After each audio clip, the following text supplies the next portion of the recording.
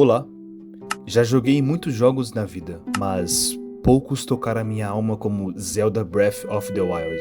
Ele não é apenas um jogo, é uma vida paralela onde o silêncio carrega histórias e o vento sussurra liberdade. Durante centenas de horas eu não apenas joguei, eu vivi lá. Seja bem-vindo a este vídeo, hoje eu quero te apresentar o jogo que mais me fez sentir vivo.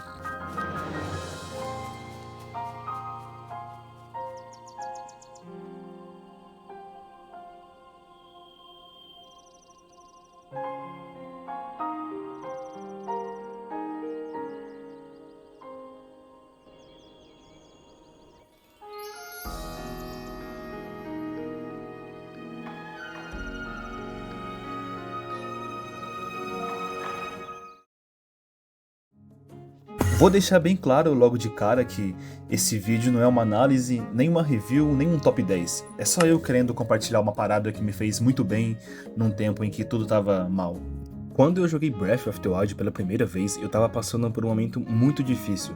Eu tava encarando luto, me sentindo sozinho, meio que me perdendo de quem eu era. Mas cada hora dentro daquele jogo era tipo um descanso profundo, como se a minha mente finalmente ficasse em silêncio. Então hoje eu quero falar com vocês sobre esse jogo que, pra ser bem sincero, provavelmente é o melhor jogo que já joguei na minha vida.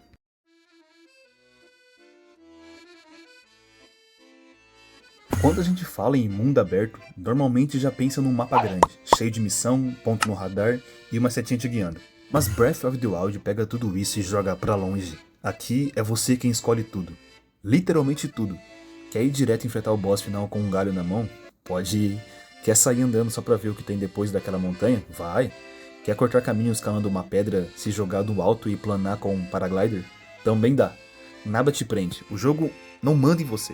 E talvez isso seja o mais mágico dele. E o que deixa tudo ainda mais imersivo é o silêncio. Na moral, tem momentos em que você não ouve música nenhuma, só o som da natureza.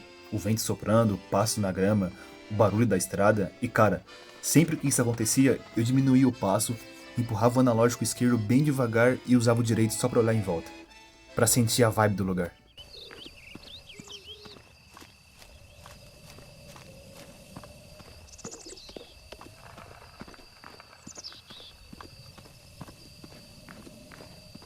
E quando a trilha entra, ela não rouba a cena. É leve, calma, quase tímida, um piano distante, umas notas soltas que encaixam perfeitamente com o que está acontecendo.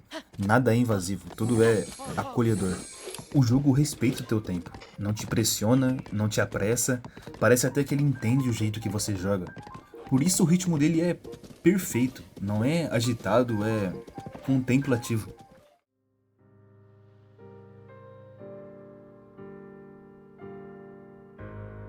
Você acorda sem memórias, sem passado e sem saber o que te espera lá fora. O mundo que você conhecia foi destruído. As cidades viraram ruínas. As pessoas estão diferentes, distantes ou simplesmente desapareceram. Tudo o que restou foi o silêncio e um chamado. Algo ou alguém espera por você. Mas antes disso, você precisa se lembrar de quem você foi e por que tudo isso aconteceu. Breath of the Wild não começa com respostas, ele começa com um vazio e a liberdade de preenchê-lo com a sua própria jornada.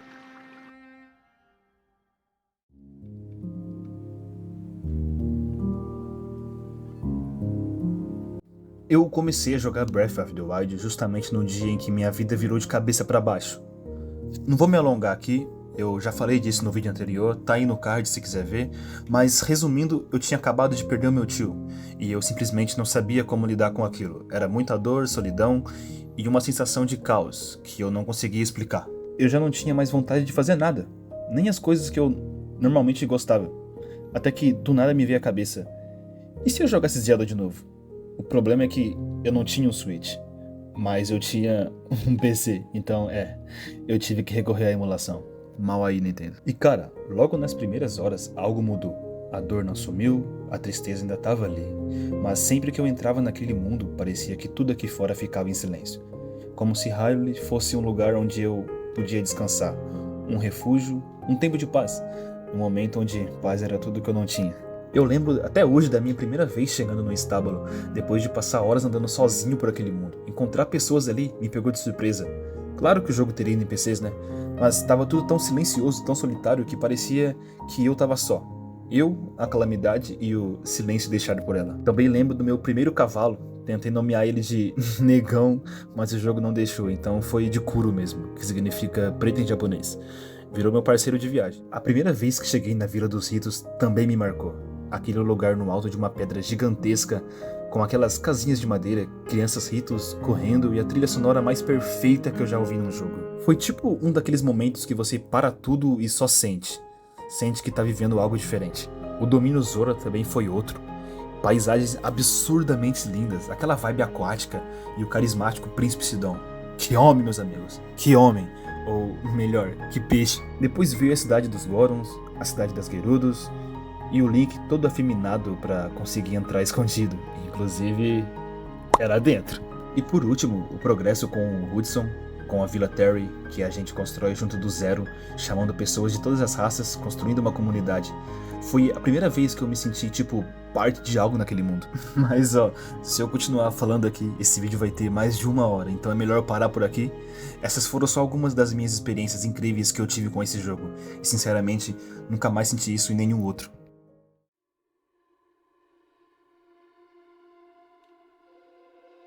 Enquanto a minha vida tava uma bagunça e eu não fazia ideia de como lutar contra aquilo, em Zelda o mundo também tava em ruínas, mas lá eu sabia exatamente o que fazer. Tinha uma calamidade para enfrentar? Sim, mas eu tinha armas, tinha aliados, tinha um caminho. Aqui fora eu me sentia sozinho e perdido. Lá dentro eu também tava sozinho no começo. Mas aos poucos fui encontrando gente, pessoas que me ajudavam, que confiavam em mim, que lembravam. Eu não precisava carregar tudo sozinho. Na vida real, eu explorava a dor, a culpa, o arrependimento. Em Hyrule, eu escalava montanhas, descobria lugares, pegava armas. Cada coisa que eu encontrava ali parecia me dar um pouco mais de força aqui. E é curioso, às vezes Hyrule parecia vazia, mas se você parar pra observar, percebe que ela tá cheia de vida. As crianças vão para a escola de manhã, os trabalhadores seguem suas rotinas, à noite eles voltam para casa, acendem a lanterna, se recolhem, até os inimigos têm seus ciclos. Dormem, cozinham, saem para caçar ao amanhecer. Tem até aqueles NPCs que reagem à lua de sangue como um hino no estábulo das Montanhas Gêmeas, que entram em pânico minutos antes dela surgir. E tem também a prima, uma garotinha de Hateno. Todo dia bem cedo ela sai escondida de casa e caminha até um túmulo no alto da colina. Quando você conversa com ela, ela diz: "É o túmulo da minha mãe, eu venho aqui todos os dias falar com ela." É simples, mas de partir o coração. A Neb, a criança que quer ver todas as armas lendárias e vai te observando ao longo do jogo. E quando você mostra todas, ela fica sem palavras, só sorri. Ou a mulher em Kakariko, que ao ser questionada sobre o marido, ela responde: "Ele era um guerreiro, foi enfrentar a calamidade e nunca mais voltou." E você vê a dor escondida no silêncio dela. É como se cada personagem tivesse sua própria vida, independente da minha presença, e isso torna Hyrule viva.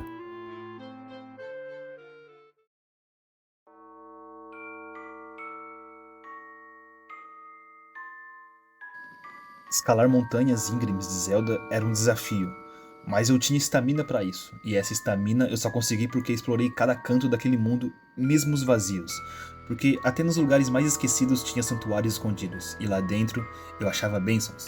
Às vezes chovia, às vezes a montanha escorregava, mas eu estava preparado, tinha poções, tinha recursos para aguentar até o fim e chegar no topo. E sabe, a vida é meio que parecida com isso. Se você não consegue escalar agora, talvez ainda não esteja pronto.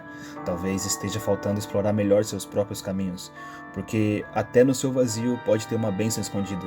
E se hoje tudo parece traiçoeiro, talvez só falte encontrar uma outra rota. Porque sempre tem uma forma de subir. A calamidade no jogo é um inimigo gigantesco devastador. E por mais impossível que pareça, ela pode ser vencida. Na vida real, ela também existe, só que com outros nomes: dor, trauma, perda, ansiedade, solidão.